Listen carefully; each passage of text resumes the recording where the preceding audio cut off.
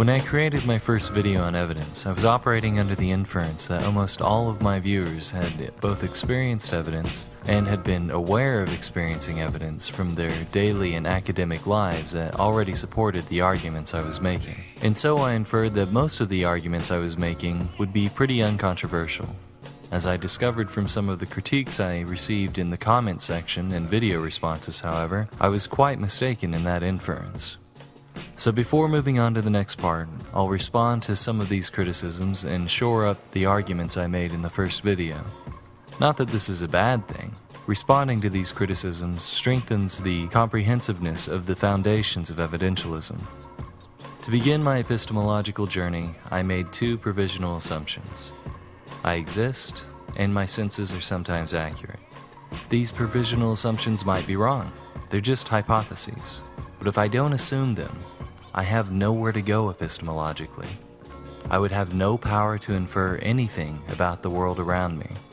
Now, despite this, some people immediately jump ship at this point, saying, "You can't just assume that," which was a response that, at first, I found a bit perplexing. What exactly are these people trying to say? Are they arguing that they don't assume their own existence? Are they arguing that they don't assume their senses are ever accurate? Anyone taking such a stance would be espousing radical skepticism, which is the philosophical position that knowledge is impossible. And this position takes us nowhere. If this is our stance, then it's game over, epistemologically. There's nothing to think and nothing to do because we can believe nothing. Either you make these provisional assumptions with me, or you choose to believe nothing. I don't really see any alternatives. This appears to be a true dichotomy. But there's another, more reasonable concern about these basic assumptions. Some people have argued that if I make these basic assumptions, I can just assume whatever I want. But that isn't true. If I were assuming whatever I want, I would assume I exist, assume my senses are sometimes accurate, assume the natural world is all there is, assume there is no God, assume that abiogenesis did not originate from an intelligence, assume there was no intelligent design in genetic diversity, assume all religious experiences are delusions, and so on. Alternatively, I could assume I exist, assume my senses are sometimes accurate, assume there is a supernatural, assume there is a God, assume this God created all life, assume I'm going to an afterlife when I die, assume that God is guiding my life, and so on. But I'm not taking either of those highly presumptive stances. On the contrary, I am assuming as little as possible, just to function in the world, and then letting the evidence tell me the rest. Another criticism was that while I make assumptions, rationalists like Descartes don't make assumptions. Rationalists are just observing a priori truths. To which my response is, how can you know a priori whether something is a truth? To which a common answer is, you can know a set of statements are true if they are internally consistent. Well, first, that is an assumption. But let's entertain this principle and see how well it holds up. This type of epistemology is called coherentism. Namely, beliefs are true if they are members of a coherent set of beliefs which both support and don't contradict each other. The beliefs are internally consistent. Though coherentism has problems that can be illuminated right out of the gate. Take three different religions: Islam, Christianity, and Hinduism. All three of these religions can be formulated in a way that they are internally consistent. But clearly, they all contradict each other. Therefore, they can't all be true. Therefore, internal consistency among a set of beliefs is not sufficient for truth. This is called the isolation objection to coherentism. Namely, a set of beliefs can be internally consistent in isolation without actually being true. And at least two, if not all of these religions must be false, since they can't all be true. Now, while internal consistency is not a sufficient condition for an epistemology, it does appear to be a necessary condition. And the argument of evidentialism is that it is coherent because the physical universe itself is coherent. This is not just an assumption. This is an evidence-based argument. It can be built off of evidence-based sub-arguments, such as the fact that multiple independently manufactured temperature gauges will all report the same temperature in the same geographical location at the same time within a given error range. So the claim of internal consistency doesn't rescue rationalists from the fact that they are making at least some assumptions, just like me. No matter how much you may try to squirm out of it by euphemistically labeling your assumption as self-evident or as an a priori truth, the reality is you are making an assumption. And it is more dangerous to unconsciously make an assumption but confidently label it as a truth than it is to consciously make an assumption and humbly be prepared to discover that it isn't true. Another very common objection to evidentialism is that it is self-refuting. Namely, if I say, only beliefs that are justified by evidence are valid, that claim itself is not supported by evidence. In my previous video, my implicit answer to this supposed refutation was that every belief except these 5 provisional assumptions or hypotheses needs to be justified by evidence, which is a pretty good answer, because it's not like the first 2 hypotheses are shielded from themselves either. For example, if you say, I think, therefore I am, your statement itself assumes the existence of an I who can think. And if you say, my senses are sometimes correct, how are you going to prove that? With your senses? Therefore, again, these first 5 can just be taken as provisional hypotheses that are open to future refutation or revision. But I can do better than that. Let's take another approach so I can quell any possible objections that evidentialism is self-refuting. Most rationalists, even Descartes, do believe that physical evidence is a valid way of justifying beliefs.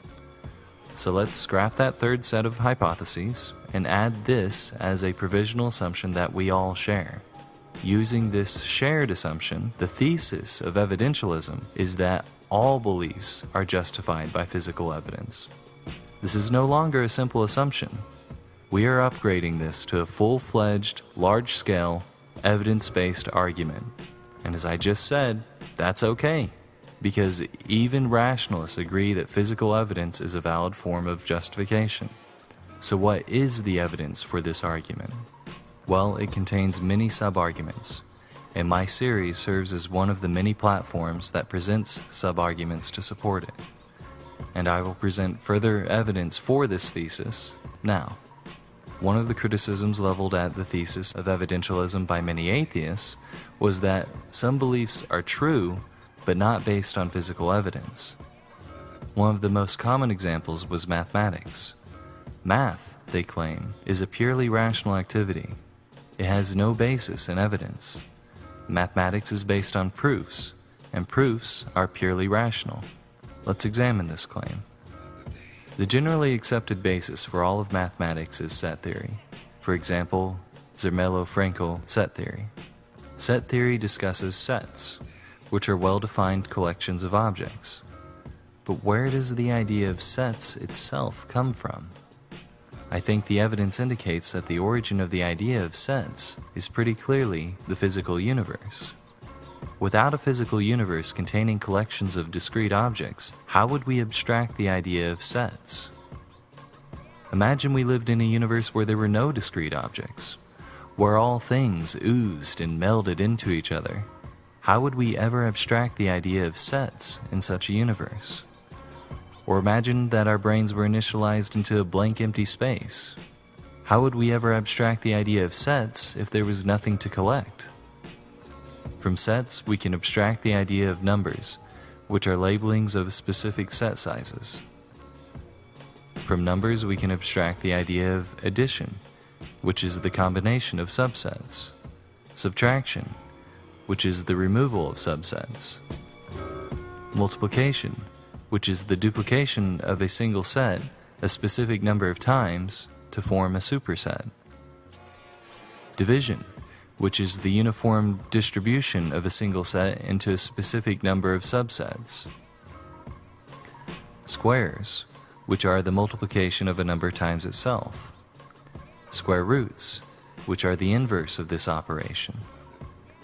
Infinity, which is the abstraction of imagining what would happen if we started adding and never stopped. Negative numbers, which are an abstraction from positive numbers by imagining they stretched into infinity in the opposite direction. And because when two square roots of the same number are multiplied, they reproduce that number, we can then abstract to the idea of an imaginary number, the square root of -1. Abstractions of abstractions of abstractions. This is what mathematics is.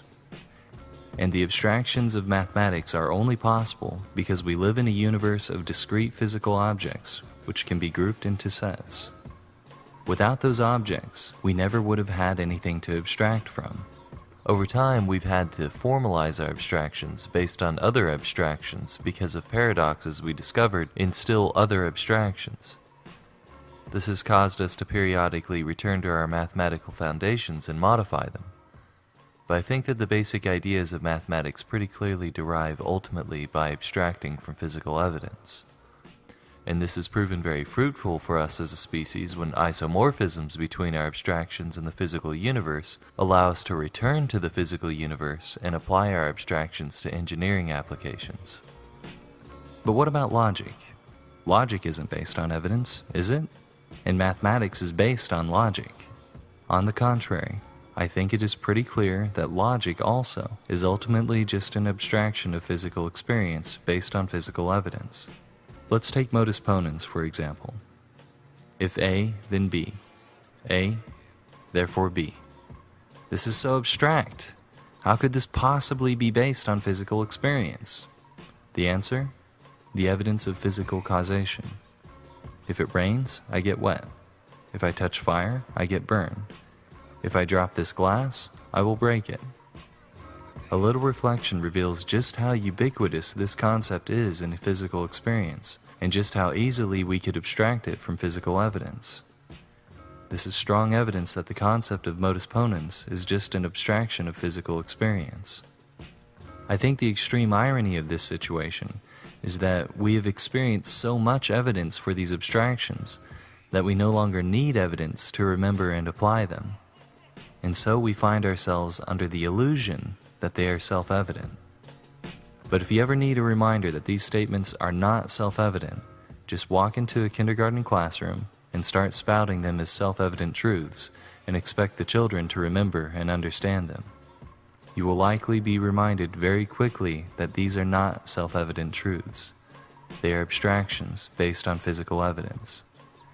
And if you want people who have not yet experienced the evidence for these abstractions to comprehend, remember, and believe them, you must present the evidence for them.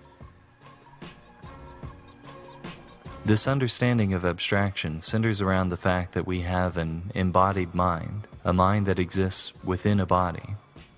One of the most visible proponents of the embodied mind argument is George Lakoff, a cognitive linguist.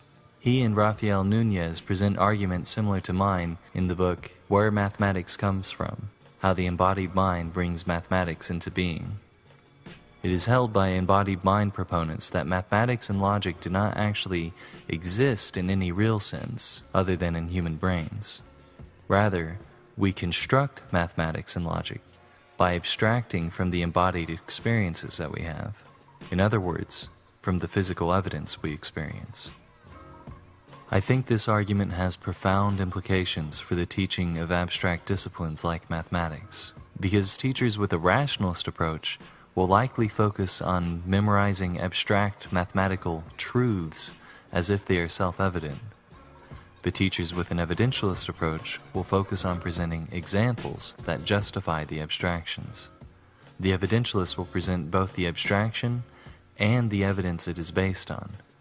The rationalist will only present the abstraction, missing half of the argument, and in my experience, confusing students and obfuscating the learning process. Another failed approach is presenting the examples without the abstraction. A lot of my ire towards rationalism stems precisely from being subjected to rationalist teaching approaches as a student in a highly mathematical discipline.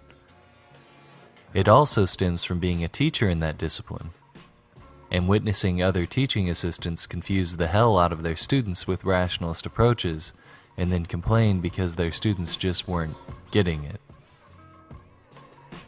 Based on what I've seen from cognitive psychology, the learning process is extremely evidence-based, where good teachers present abstractions and explain the evidence needed to support them, or present the evidence and explain the abstractions that can be drawn from it. This is related to the formation of semantic and episodic memories, which I'll explain later in the series. In fact, I suspect that evidentialism will win this argument precisely because it's the actual basis of human learning and rationalism isn't, and therefore, rationalism, in trying to defend itself as an epistemology, will likely always come across as more muddled and confused to an audience than evidentialism will. I think rationalism stems from a kind of laziness about abstractions, leaving the job of justification half done, and simply labeling some of the abstractions as a priori truths or self-evident, whereas an evidentialist will take the time to try to investigate and explain where all of our abstractions come from, or at least have the intellectual honesty to admit when the job of justification isn't yet finished. But that's enough criticism of rationalism for now. Let's move on to my final note on what evidentialism is not.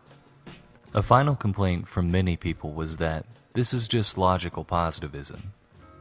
First, no, it isn't.